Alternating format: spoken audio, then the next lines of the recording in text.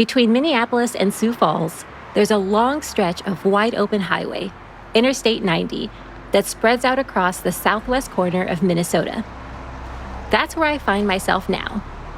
Hungry, in need of a snack, and more gas. I took a quick turn off the highway for a pit stop. I was in a small town called Worthington, the kind of place with a main street lined with shops and restaurants. But as I drove down Worthington's main street, something struck me. I passed a panaderia, a taco shop, an Asian grocery store, all in one of the more rural parts of Minnesota I've been to. It wasn't exactly what I was expecting to see. As I headed back towards the interstate, I passed a sprawling parking lot, chock full of cars, surrounding a huge warehouse-like building. JBS was in big red letters on the side of it. Underneath that, the sign read, Worthington Pork Plant. This threw me for a loop.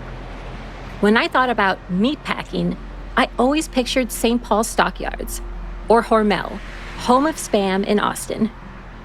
What was a meatpacking plant doing here in a small rural town? Who were the people working inside the plant? What does the work of meatpacking look like? Does this plant have anything to do with Worthington's multicultural Main Street? To get to the bottom of these questions, I talked to a few different people. I spoke with 3 Worthington residents, all with ties to the meatpacking plant. My name is Antonio Morales, and I've lived in Worthington my whole life, and I work at JBS. My name's Andrea Duarte-Alonso. I live in Worthington, Minnesota.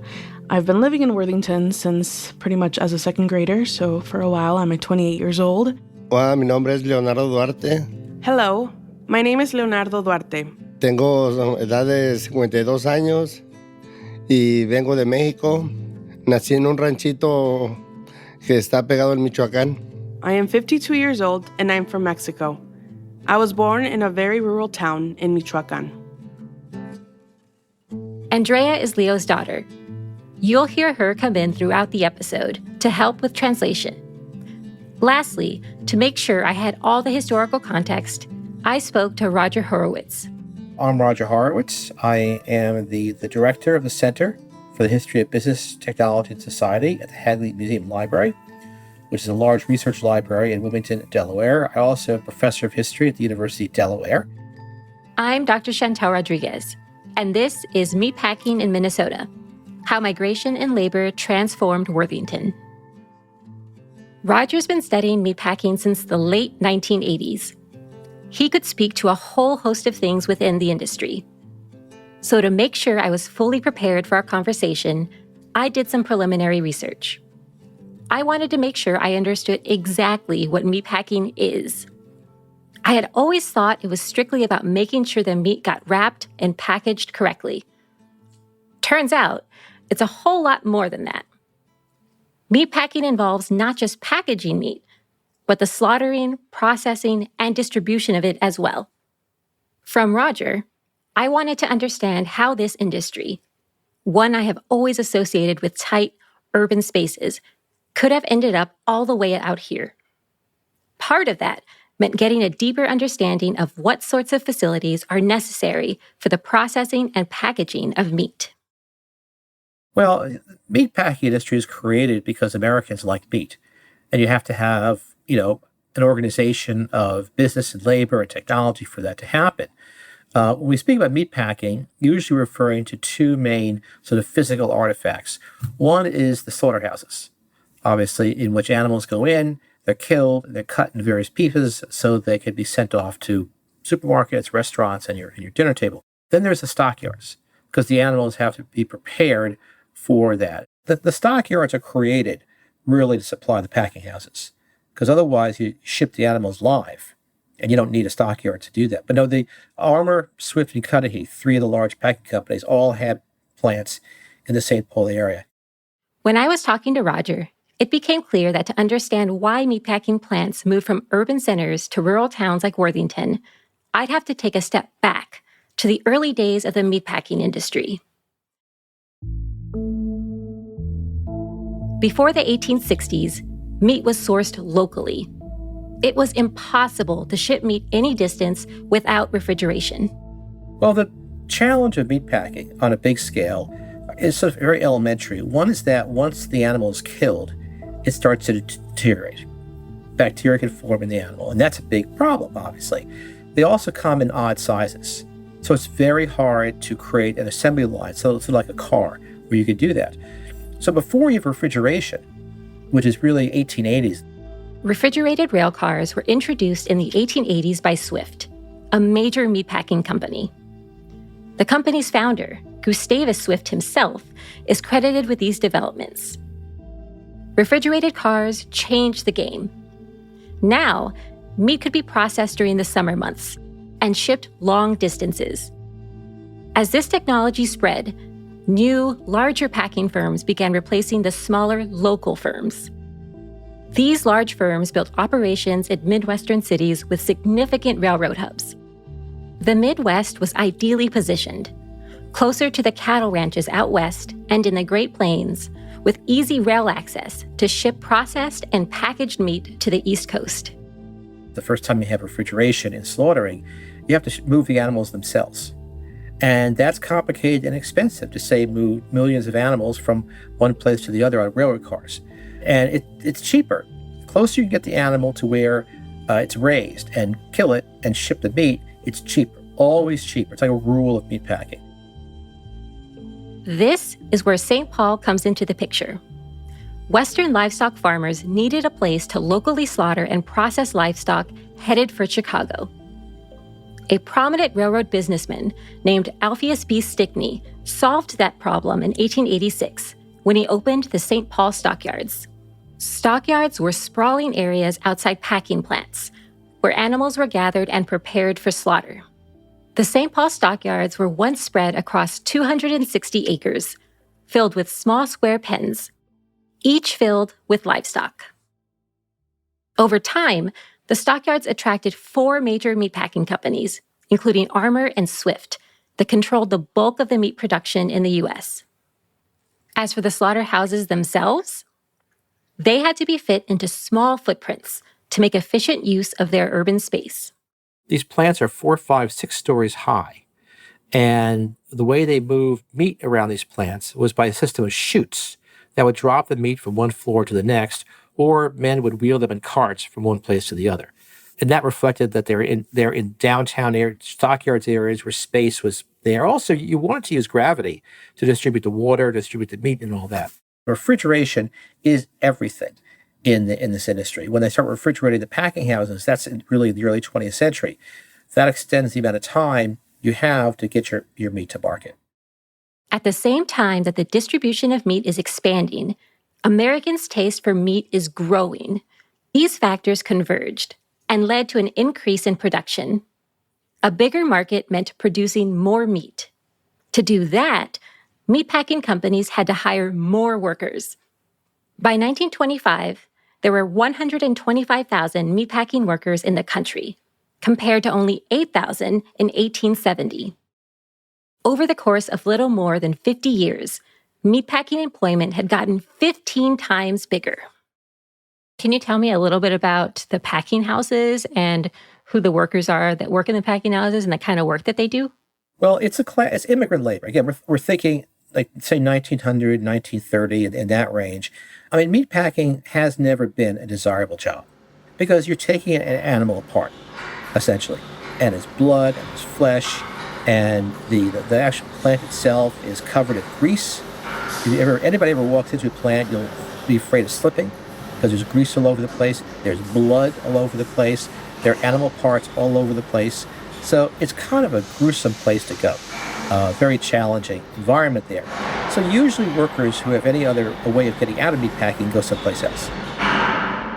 So, early 20th century, that meant that the native-born workers, by and large, went into trades like construction, or they went to the steel mills.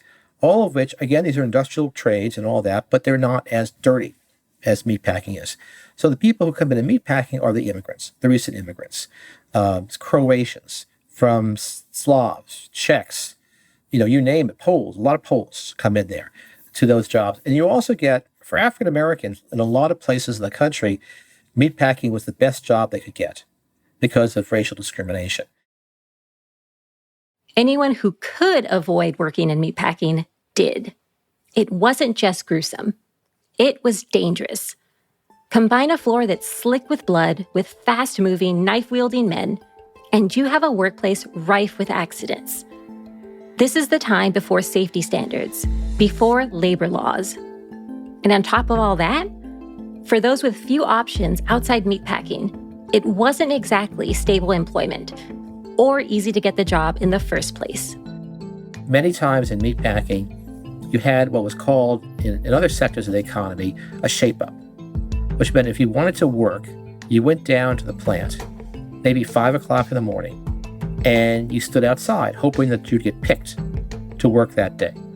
And if you knew the foreman or you had some connections, you'd be more likely to be picked. And you'd work that day, and then the next day you do the same thing. So casual, very casual employment. So this is an attractive job, again, with quotes around it because it had decent pay, but you didn't know how many hours you were going to work in the course of that time. So that's your workforce. I mean, you have a potential to work well, but it also means that the workers are highly vulnerable to company pressure. Meatpacking plants were, and are, highly specialized workplaces. There are workers whose role begins and ends on the kill floor. Those who butcher whole animals, others who slice and package bacon. Not to mention administrators, supervisors, and cleaners. Which is all to say, a meatpacking plant requires a sizable number of employees. That was another pro of having them located near urban centers. There were plenty of people looking for jobs. But Worthington, Minnesota is a far cry from an urban center. It still didn't make sense why I'd see a meatpacking plant off the highway all the way out here. How and why did these plants make the move out of the cities? One big change, which you might not think is being relevant, is we start getting a highway network.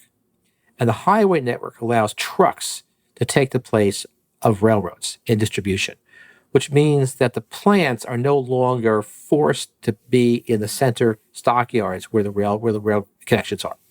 And that effect happened slowly, but by the 50s and 60s, it's forcing plants in the big centers to close so that they can be decentralized into plants that are in the countryside. Because you can't. The cattle are there in Minnesota. The cattle haven't moved, or the pigs haven't moved. What they're doing is they're moving them to different places for processing. It's also cheaper if you have, say, cattle and hogs in southern Minnesota, which there are plenty, to send them to Worthington, Minnesota, also in the southern Minnesota, than send them to Chicago. You don't have to ship them and all that. Much easier, and you can do it through trucks now because you have those opportunities. So you put these things together. You can imagine the accountants, the statisticians, and looking at the numbers and think it's just going to be cheaper if we do this in Worthington than if we do that continue to do it in Chicago. With the growth of the national highway system in the 1950s, rural areas were much more appealing for meatpacking. The highway allowed for distribution of meat and livestock in a new way, one that wasn't controlled by the major meatpacking companies who had long relied on rail transport. Other companies took advantage of the highway system and began to establish processing factories out in rural areas. But Roger says there was another important player that was affecting change in the meatpacking industry: supermarkets. The other thing which happens, which is related, is supermarkets grow. And while we're so used to supermarkets being everywhere, they weren't really there until the early 50s as an institution. And so what supermarkets do is they say to these new packing companies, hey, ship your meat to us, and our butchers will cut it up, and we'll send it right to the supermarkets. So these plants that are killing and cutting, as they're saying, they go directly to the supermarkets, and that's distribution. And supermarkets are all over the place. So that changes the locational rules of the game. So over the course of the next 20 years, it's pretty much all downhill for the big companies. And these new companies come in there, and they're much more aggressive in labor relations. A lot of them are non-union. All this gets us to Worthington. In 1964, Armour opened a plant in the small, predominantly white town of about 9,000. But Armour brought in workers, many of whom were African American, from places like Chicago. What happens with African-American workers end up in Worthington, Minnesota, where the United Packing House workers was aware that they're having African-Americans going to a town that was lily white. No African-Americans there. So they sent groups of workers in there to talk to the residents, and to talk to the mayors, and to talk to the churches and say, look, we're coming. Don't be scared of us. Here's what's up there. So they did a lot of work of community relations before that happened. In the 1980s, Worthington experienced a transformation. The decreasing power of unions and a new wave of immigration converged to change the workforce at the Worthington meatpacking plant and the town itself. So mid-'80s, there's massive deunionization in the industry. Wages plummet. To give you some numbers, 1982, 83, average pay was $10.69 an hour. By 1988, it's like $6.50 an hour. Wow. $4 an hour drop in pay in the 1980s. So it's a mess. It's a mess. It's an ugly situation. But it also means that a lot of the workers that were there who were native-born, African-American, they get out. They go for other jobs. They're not willing to work under the conditions in meatpacking for this really bad pay. So the companies have to find new workers willing to work for much less money than were before. So they go back to immigrants, which is the old playbook of the meatpacking industry, going back to the 19th century. And these immigrants come from all sorts of places. Of course, there's massive immigration from Mexico, especially places where you had parts of Mexico that were caught in civil wars or the controversies that were happening in the 80s. Guatemala, which has a civil war, sends a lot of immigrants to North America. It's not just Minnesota which gets them; it's all other places. There, African refugee migration takes place. The Worthington of the 1980s was similar to other small towns across the Midwest at the time. It had a population of about 10,000, with only about 100 residents who identified themselves as Hispanic. Most of the town's white or African American residents were unwilling to work for the lower wages at the meatpacking plant. Roger is saying that immigrant workers were the ones to fill this gap. What did it look like for these people newly arrived from Mexico, Guatemala, and other parts of Central and South America? The United Packing House Union had laid the groundwork for African American workers moving to Worthington in the 1960s. Now, what happens, of course, in the 80s is nothing like that. There's no union really there as a force for that when these new immigrants come in. It's generally quite chaotic. And what happens in these towns is really rough on them because all these immigrants move to town very quickly. There isn't enough rental housing for them. So they're sleeping in the park. They might be sleeping in, where they have beds rented 2 or 3 times a day. And you get the bed during the night shift, you get the bed during the day shift. A lot of young men crowding into houses for all that, who, of course, are drinking outside, which the residents don't like. Imagine groups of Latino men sitting outside in parks with, cases of Coors or things like that. That's not very friendly. But, of course, these men have no place to go. They want to socialize, they want to relax and all that there. So, and it's also very expensive for these towns because these workers require social services. And the taxes they're paying are going to the federal government. They're not going to the town. So the town suddenly has this financial hit where they have to, especially when these workers start having children and the children go into the school system, these workers are renters. They're not homeowners. So there isn't an increase in the property tax revenue for the school districts. So there's a lot of resentment and anger at these immigrants in Midwestern towns.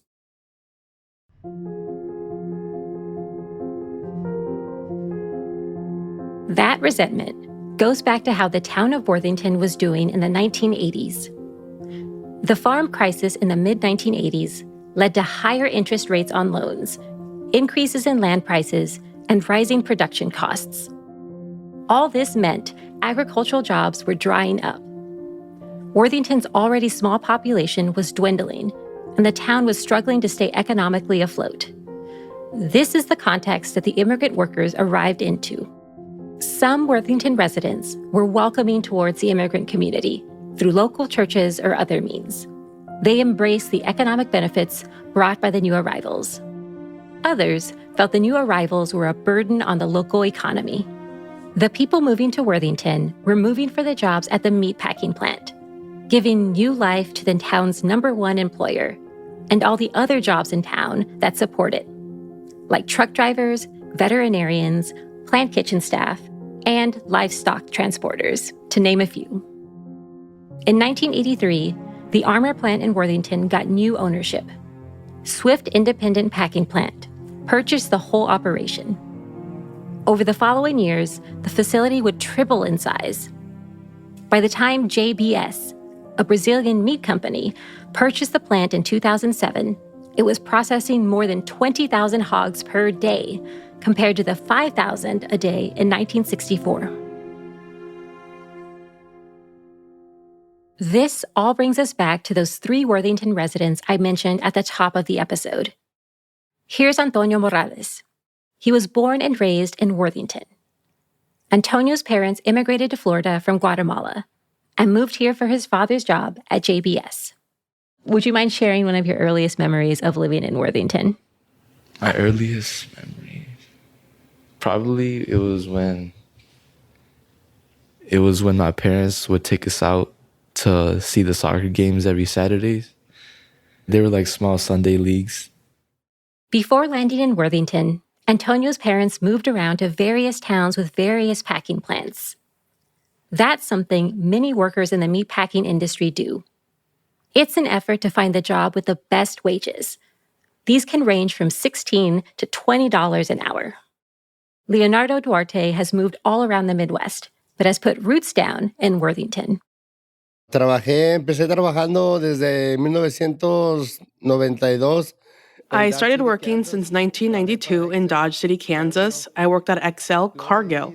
Then after that, we moved to Nebraska because the work was better and in the same industry. I moved again to Tama, Iowa, and I lasted there with them for a bit.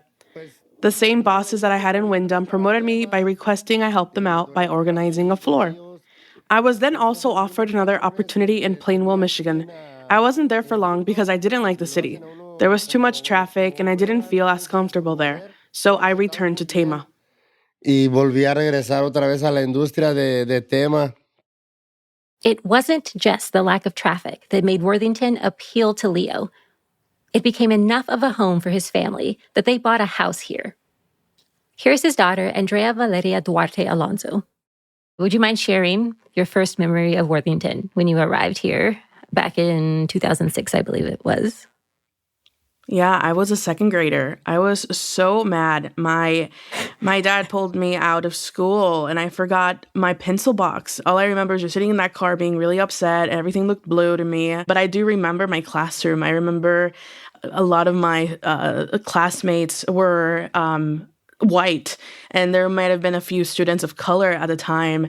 Yeah, it definitely felt like a different environment or energy. I don't know how to describe it, but I just think it felt less overwhelming coming into Minnesota, I feel. There was just this weird vibe of just newness. And I think maybe the winter had something to do with that, just because I was super unknown. I didn't understand what kind of community Worthington was at the time, but I just remember it being super white with just trees with no leaves and cold. And Senor Duarte, what do you remember about coming and moving your family to the Worthington area? Why did you choose to come to Worthington, and how did you feel about Andrea being upset having to move? Fue algo inesperado que no pensábamos quedarnos porque... It was something unexpected. We didn't plan to stay because of the work, but I saw that things seemed different in Worthington, and it has nice weather. There's the lake, and all of that enticed us, and we bought a house that rooted us in the community. But I know and understand that my daughter struggled because I would work in one place for 6 or 4 years in one place, and then we'd move her from school at a young age. But ultimately, when Andrea came and returned to Worthington, I noticed she had a strong mentality and was really involved. And I like to see that. That is why we stayed in Worthington, and it's a nice place. Y es por eso que aquí estamos todavía en Worthington. Pero es muy bonito. Both Leo's and Antonio's family moved around to find the best paying job in meatpacking. They were not alone. They were part of much bigger regional migration and global immigration patterns. In Leo's time working at various plants, he's worked with people from all around the world. not just from Latin America. Bueno, en that city, Kansas, me tocó trabajar con muchos Burmese. A nosotros, a todos ellos, como son así de esos... Well, in Dodge City, Kansas, I worked with many Asians. Because there were so many of them and from different countries, we all just call them chinos. But in reality, they were from places like Vietnam. They are really good people. They have a great technique to keep a sharp knife. They work fast. Their animal bone pieces are white, but there is also people that you can't say anything to them. You can't even touch them. People from Somalia and Ethiopian are a little different. Ethiopians can work with pig and beef, but there's Muslim people who can't work with both animals. Sí me tocó trabajar con diferente gente de raza y de verdad que hay personas que no les puedes decir nada, no les puedes levantar la voz porque... I did get to work with people from many races. There are some people that you can't make a comment to, you can't raise the voice at them because they then accuse you of something that isn't. That's why it's better to leave people do what they need to do. Yes, many Latinos. Here in JBS is where there's a high percentage of Salvadorans, Hondurans, and Guatemalans. But Guatemala has like 10 to 15% more people. When I worked in Dodge City, there was no Salvadoran and hardly any Hondurans. There's a big group of Asian people, but mostly from Guatemala. Those people work well too. People from Mexico too. Mexicans seem to be moving up. They don't want to be working as much in meatpacking. Como que ya subieron, ya no quieren trabajar en el proceso de la carne. With so many employees from different backgrounds, it made me wonder if language was an issue in the workplace. What happens if the person next to you wielding a knife doesn't speak the same language as you? There's kind of like a thing that we have. It's kind of like a sign language that everybody has to learn once we start working there. So when I started working there, the people I couldn't communicate with, they would like give me hand signals, and I was kind of just like, I don't know what that means. But slowly I started learning what they meant. So that's kind of how we communicate now. And since it's so loud in there, we can barely hear each other talk. So that's kind of how we have to talk or communicate. You kind of have to pick it up or either ask. This issue of language is something I wondered about. I asked Roger how employers have dealt with it. A lot of these immigrants don't speak English. And if you have a lot of these immigrants in the plant, they don't speak the same languages. So that creates a much more fragmented workforce there. When this happens, they increase the speed of production lines enormously, and you have what's called an epidemic of carpal tunnel syndrome. These immigrants are much less able to resist these pressures to work faster. The unions are weakened or are gone entirely there. So all sorts of workplace injuries. And so that takes us really towards the industry which we still have today. When I asked Antonio more about the fast pace of work, he told me about his dad, who has worked in meatpacking for more than 20 years. Well, I remember him always smelling like pork, coming home smelling like pork, saying his body is tired. He was very tired all the time. He was a production worker when he first got there, and I think he's been working there over 20 years now. It was hands-on with pork. He worked on the kill floor. It was a heavy-duty job. Like, you gotta work at a fast pace. It's really hot in there, and you're on the kill floor, so you're like actually doing like the killing, and it stinks in there. There's a lot of blood. And so his job on the kill floor, does that mean that he was sort of wielding tools? Yeah, like long knives. I think one of them is called like a wizard machine, something like that. Is what they call it. It's kind of like it's like an arm kind of, and it has like a big circle blade attached to the end, and you kind of have to guide it with your arm, but it's connected to like a little how do I say it? It's like a little machine, but you kind of have to guide it, and then it'll do it by himself.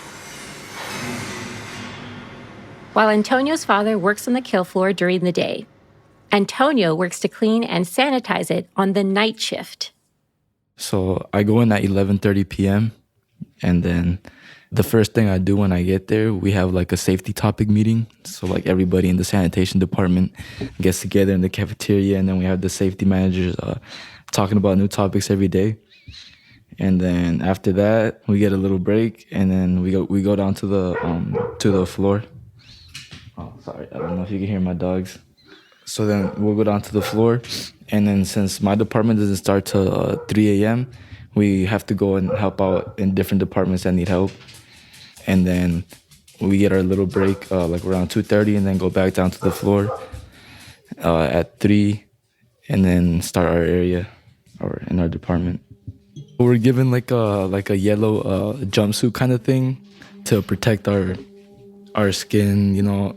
We wear rubber gloves, we wear helmets, earplugs, or ear muffs, just any type of ear protection. I wear like glasses or goggles because we work with chemicals. So it's really bright, you know. We got some bright lights because to be safe, you have to kind of see everything that's going on. Obviously, it's a mess. There's blood everywhere. There's all type of pig parts on the floor, on the machines. Everything's kind of just a mess. We basically have to take everything apart and then take some conveyor belts off, unscrew some of the machinery, and then we kind of have to wait for a while to make sure all the production workers are outside before we can start hosing. And then once they're all out, we can start hosing, and then that's when we start.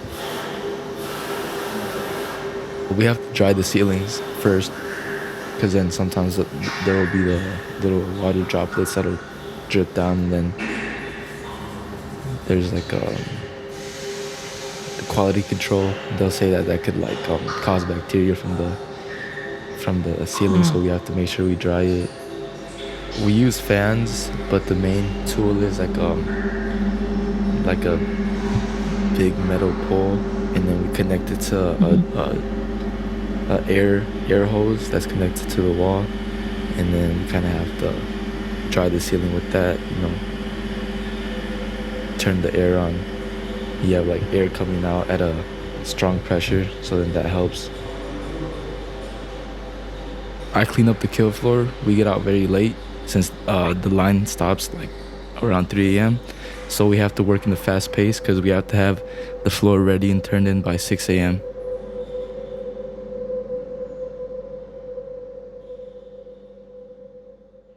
That fast pace is a universal trait of work in the meatpacking plant. Leo has felt that same pressure. And so what the speed and pace of work looked like when you were doing that work? Es algo bien diferente. Es bien diferente porque el proceso del ganado es más grande la pieza. It's something very different. It's very different because the process of cattle is working with a bigger piece. But mostly you do the same job. Well, not everyone has the same luck with working with knives and using saws. Others have to force themselves by carrying big stuff like boxes. But to me, what calls my attention of the industry is how one can work with people holding a knife in one hand, a saw in the other, walking in and out the area. There's been accidents too that I've witnessed. The people that are not accustomed to the work can panic. But then with time, one becomes comfortable. And many times, many people that work with knives and can't get a good sharpening will injure their shoulders or their hands swell up. It's a very physical job. Well, I know more about cattle as a former supervisor. I had to calculate the efficiency of the line by just knowing how many people are on the line and how the speed of the line would go. Acumular la velocidad a las personas que están haciendo, entonces ellos pueden saber a cuánto pueden correr la velocidad. According to Leo, working at that speed is something that not just anyone can do. And the consequences of going slow or of making a mistake can be severe. Wow, antes cuando era supervisora, no es lo mismo. Wow. Before, when I was a supervisor, it was not the same to work with the people who arrive so that they stay to work and do not get hurt. It makes the job easier. Sometimes as a supervisor, you don't have the time to explain detail by detail. There's another person in charge of training. Not everyone has the same ability, the same intelligence to understand how to make things easier and have better technique like maintaining a sharp knife. The job is very dangerous. A job for me, well, I prefer to be a laborer. If you're a good worker and understanding and you don't like to be scolded, then you'll do the things how they should be. But there's things too that happen in there, like abusing people who are fast and great workers. People expect these people to do more and take on responsibilities that the others can't seem to do just as fast or as well. Como que abusan de la gente que tiene la rapidez más, como que le cargan más las cosas a la gente que no puede hacer el trabajo rápido o correctamente.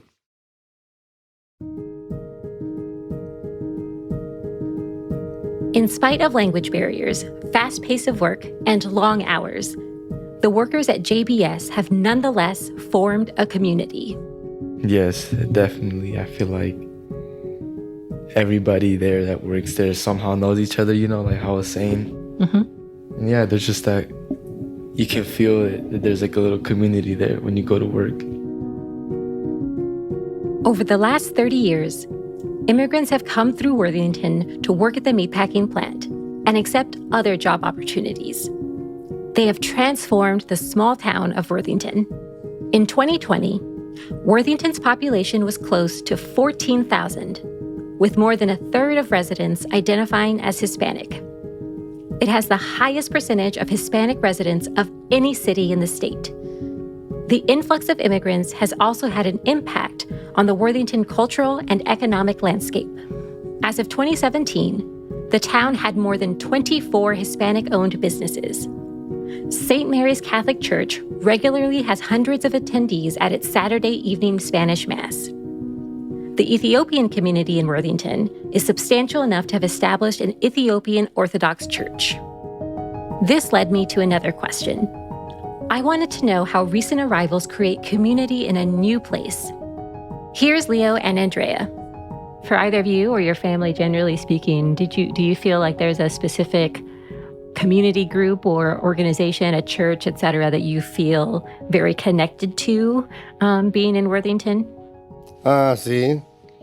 La católica, aquí estamos muy unidos aquí. We are close to the Catholic Church here. It's the only thing we have for Sundays, the church. La iglesia. Yeah, I think there's definitely organizations that have been impactful to our family. I know when we first came to Worthington, the Nobles County Integration Collaborative was a big part of my life, being able to go to after-school programs. There's also the community education, which my mother attended a lot of English classes. And so there's programming available. And sometimes that programming has become so packed for the big need of a lot of individuals that we've, that recently I've noticed we've gotten a bigger group of Haitian immigrants in our area. And I wouldn't have seen that 10 years ago. And so, a lot of them are trying to also get more of an education, grab their GED or, just continue to go to English classes. So there's that. We're not obviously as connected to the programs that we used to because I feel like we've received our adequate enough of resource, and we know that resource is needed for other individuals as well. But I think to back up my dad, for a lot of individuals in the Worthington community, there's the Catholic St. Mary's Church, but there's also different denominations within the area that have kind of kept people's grounding spiritually, religiously. Yeah, we've been lucky to have been welcomed by St. Mary's many times growing up here. Having that connection, obviously, to your culture is really important to be able to sustain your livelihood. I did keep playing soccer in the winter because JBS kind of put in money to create an indoor facility we have here in town. And so when they created that, they gave us a chance to play soccer in the winter. Yeah, that was actually a pretty big thing in our community. Can you tell me a little bit more about how people were reacting or why they felt it was a big thing? I think the main reason was because of the soccer thing. They created their own soccer team in that facility. And I feel like the number one sport in this community is soccer. Do you have a sense for, beyond the field house, how JBS has really shaped the community in Worthington? Kind of just by having a little, because every year they'll have a picnic, They have bouncy houses blown up for the kids, and anybody who works there is welcome. They have a grill out, just different type of activities. I think that really brings people together, gives people something to do, have fun, Well, my dad would take us when we were kids, and like they had like everything for the kids there, so it was pretty fun. They had food, like you could win prizes. There'd be like microwaves, TVs. The changing population of Worthington has had other, more gradual types of impacts on the town. Yeah, definitely. There's new businesses, like there's like different type of stores, like Mexican stores, African stores, Guatemalan stores, just new stores, that have been added on recently. Growing up in Worthington is nothing to what I'm seeing now as a teacher. I know that I was introduced in Worthington to friends from Eritrea and Ethiopia, friends from Guatemala, El Salvador, and, different Latin American countries that were represented here, as well as East African, and obviously Asian as well. But it was very much still a farm town in a sense of like the kids who went to school, like grew up on a farm. Like my best friends' parents are farmers or were farmers right outside of Worthington. And I mean, the culture of that, like Anglo-white, was definitely very, very present when I was growing up here. And so anyway, in the last few years, I think because more people have come to work at JBS, Worthington has just racially diversified so much that, as a teacher, like most of my classes are Latinx, like it's majority Latino. And I think you could see that in statistics that, our school is over 60% students of color. And so, it's just, the impact it's had has been huge. And I know our neighbors have noticed, new neighbors who are entering what used to be white neighborhoods. Our family, we moved into a very white neighborhood at the time. We were the only Latinos in that one street. And now there's like over six families of color that are living in what used to be a very white neighborhood. So anyway, I do think that because of JBS, we've just have become a very diverse, what they call a melting pot.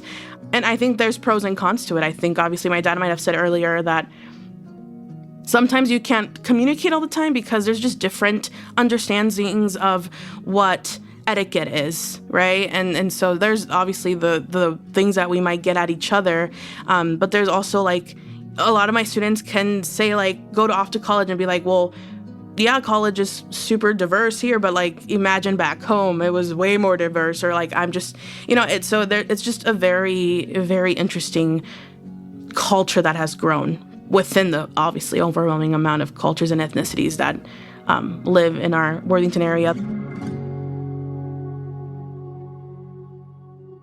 That diversity is something that Andrea has worked to capture through her own oral history project. This project, Stories from Unheard Voices, the purpose of it is to collect and bring forth the voices of first and second generation immigrants who reside in greater Minnesota, and specifically in southwest Minnesota. I wanted to make sure that they had a voice to be able to feel empowered in hearing their own story, just because I feel like oftentimes marginalized voices don't get heard enough. And so in a sense, I thought, what a better way to feel super empowered and special about your own voice, and, just being able to find that story too, of like the reasoning, your why you're here again in the States or in Minnesota area. And, and also the project is a way to show that our people are present, living and existing in places that people wouldn't fathom wouldn't be there. In the words of Professor Mumbi Mwange, one of Andrea's interviewees, I just wonder how many people actually recognize the journey that immigrants go through, even to make sense of where they are in a new culture, a new context, a new environment. Nobody asks you, how are you doing? What is your journey? They just assume that you are just a part of it. Worthington is home to robust populations of Eritrean and Ethiopian immigrants, Hmong immigrants from Vietnam, and Karenni refugees from Burma and Myanmar, just to name a few. Kisonet Woldu is an Eritrean immigrant. He moved to Worthington with his parents when he was 4. He told Andrea, "My dad was the first of his family to migrate to the U.S. First, he ended up in California, but ultimately he ended up in Worthington. The ease of finding a job at the pork plant and having an Eritrean community in Worthington prior to him coming here made his decision to move here that much easier. Plus, it was a small town, and he saw it as a great safe place for his future children to grow up in." Pastor Saw Lepla, who immigrated from Burma to Worthington, had similar reasoning behind moving here. "I like living in Worthington. It's better compared to a big city. The bigger city has too many people and is noisy. In a smaller city, it's quiet and a little better. Here we have a lot of opportunities. If you want to do anything, you can do it."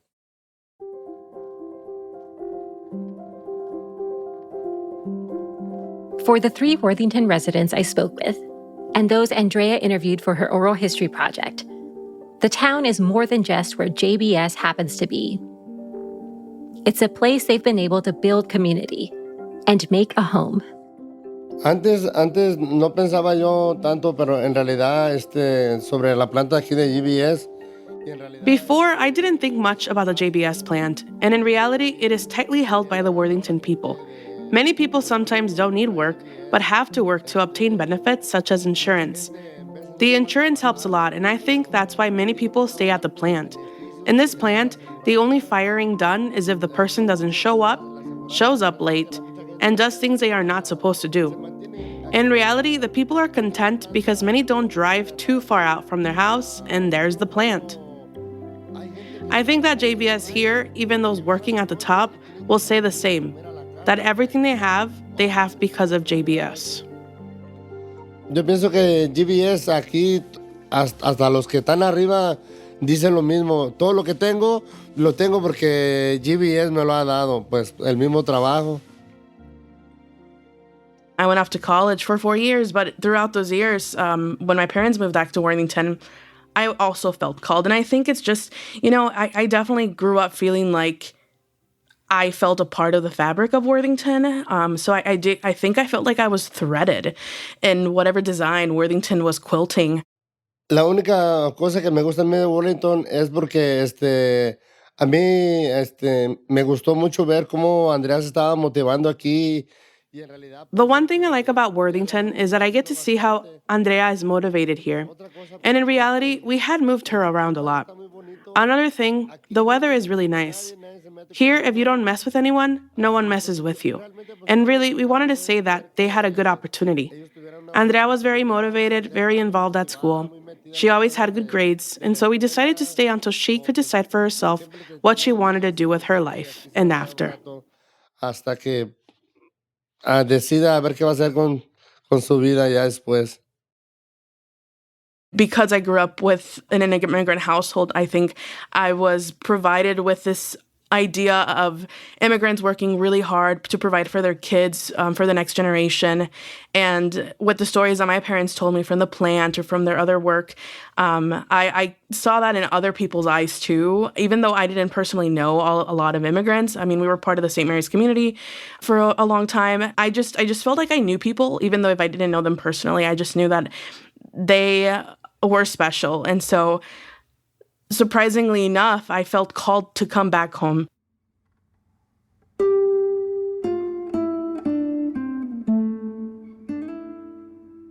Speaking with Worthington residents has helped me to understand how the meatpacking industry has shaped their lives and the town itself.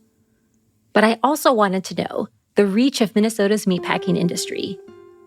I knew JBS is a Brazilian company, but what about the products themselves? What ships outside of the United States? Here's Roger again.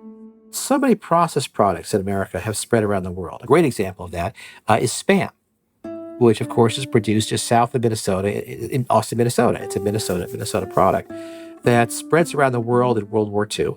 It's also important for the way we process products because there's some kinds of meats that are more popular elsewhere in the world. Chicken feet, for example, are all shipped to Asia. And we slaughter a lot of chickens. That's a lot of feet. So what would you do with the feet if you couldn't send them to Asia? And its impact goes beyond international commerce. There are a lot of ways animal byproducts have been used to create other consumer items. Most famously, dial soap was invented in the 1940s by chemists at the Armour Company. Meatpacking has even led to pharmaceutical innovation. There's a lot of pharmaceutical products that are developed out of, say, the organs that produce various kind of chemicals. The ideal was to get everything but the oink and the moo. That was a phrase, everything but the oink, everything but the moo. That was what they tried to do. The blood-thinning medication heparin gets one of its ingredients from something called mucosa. That's found in the small intestines of hogs. 48,000 pounds of the stuff yields about 22 pounds of the drug. All of this sounds like it's worlds away from the meatpacking plants of the late 1800s.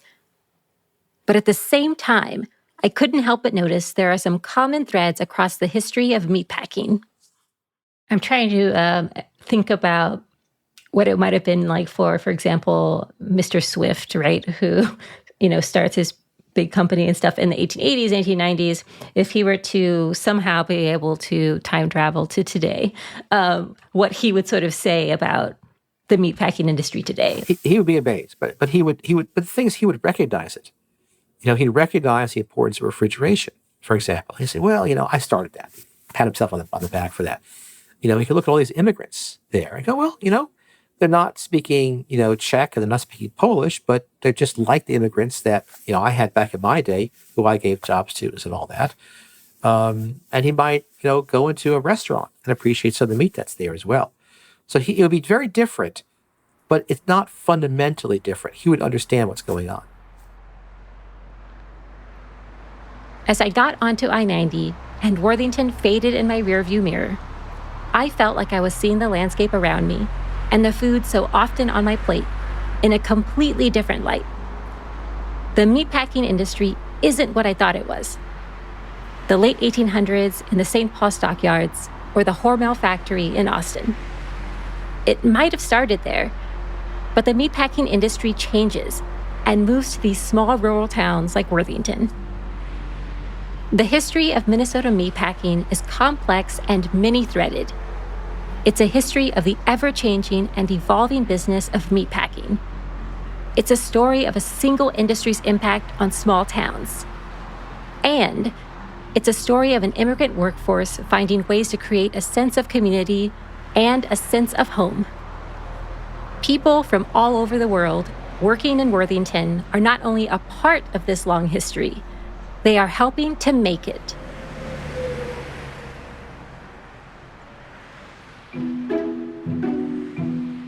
Special thanks to Emily Damer and Jamie Herbewe for their help with this episode.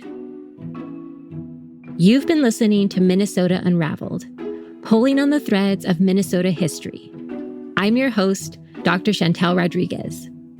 You can find more information on this episode, including transcripts, bibliographic resources, and Minopedia articles at our website, mnhs.org/unraveled. Minnesota Unraveled is produced by the Minnesota Historical Society in partnership with Pod People. Special thanks to our production team, Rebecca Chasson, Angela Yee, and Brett Baldwin. And sound design and editing by Erica Wong. Lead research by me, Dr. Chantel Rodriguez. Our theme music is Careless Wanderer by Arthur Benson. Funding for Minnesota Unraveled is provided by the state of Minnesota, the legacy amendment through the vote of Minnesotans on November 4th, 2008, and our generous donors and members. Thank you for listening. Until next time, stay curious, and remember, the tapestries of history are all around you, just waiting to be unraveled.